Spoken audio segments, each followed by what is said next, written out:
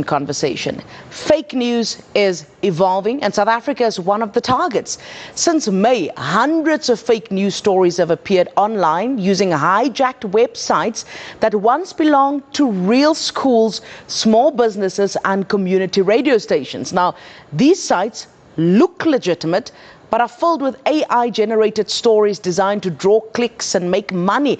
A News 24 investigation traced the network behind it to a small digital marketing company in India.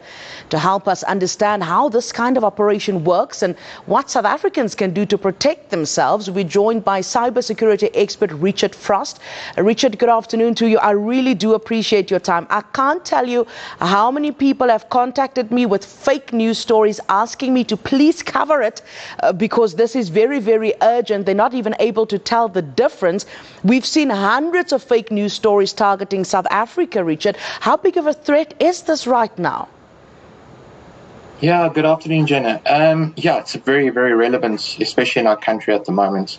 If you look at a recent AI-generated content that was going around, I think it was one of the news anchors of a no names mentioned broadcaster being interviewed with Elon Musk and talking about almost like a get rich quick scheme, and basically saying you wouldn't have to work afterwards. And if you look at it, they've actually edited some speeches of Elon's from the past and kind of ad-lib words over it, basically saying he's got a new cryptocurrency, and if you invest 10,000 Rand now, you could get R1 million later.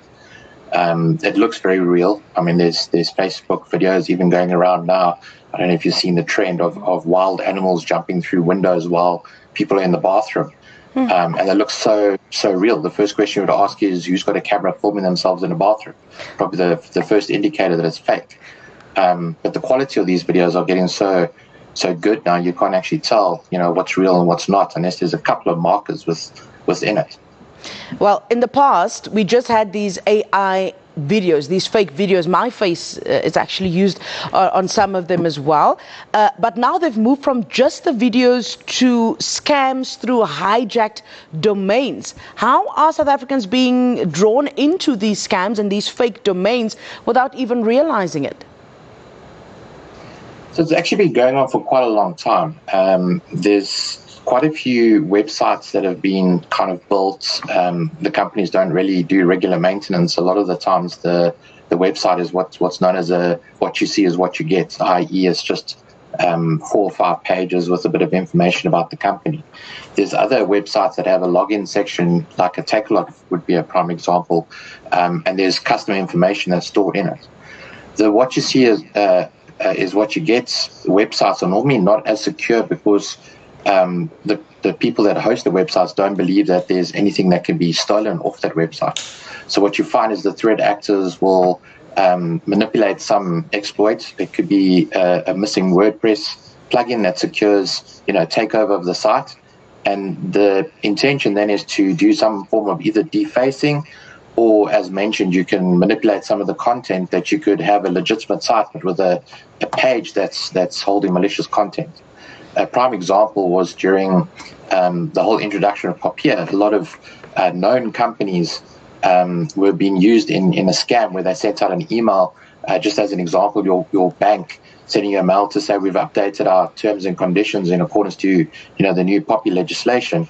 And the page that it redirects you to is looking like the bank's login page for internet banking. You log in, put your credentials in, accept the new terms and conditions, log out, the next second all your money has been transferred out the account.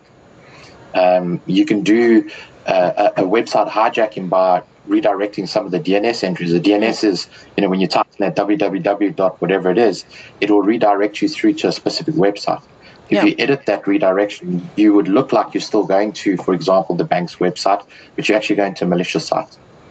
Let's then ask, could this type of disinformation, these fake news websites, could it be used to trick people into giving personal details or money? How exactly does that work?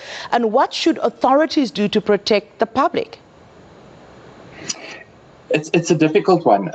There's a lot of cybersecurity companies out there and vendors in particular that are offering takedown services. So if the website is standalone, there's a way once you found out that somebody's impersonating you, you can use that service to take the site offline.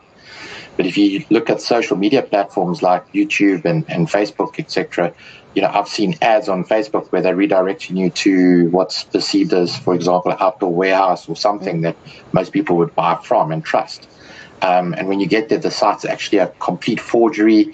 The only thing that would really give it away is if you looked at the URL and realized there was a slight change or difference in it.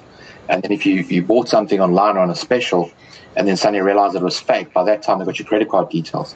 So now what happens is you've made that purchase and then also all these other transactions come off. And they do that until they get blocked. Yeah. So there's still money in small increments until they kind of find out what your limit is. And then when you block your card, obviously it will stop. Such important conversations and the awareness, much appreciated. Thank you so much, Richard Frost. We'll leave it there for the moment with our cybersecurity expert, but we'll certainly pick up the conversation again. Make sure that you protect yourself, and of course eNCA.com is a safe source of news, and stay tuned to DSTV channel 403. Be aware, be safe, and sometimes you must just use common sense.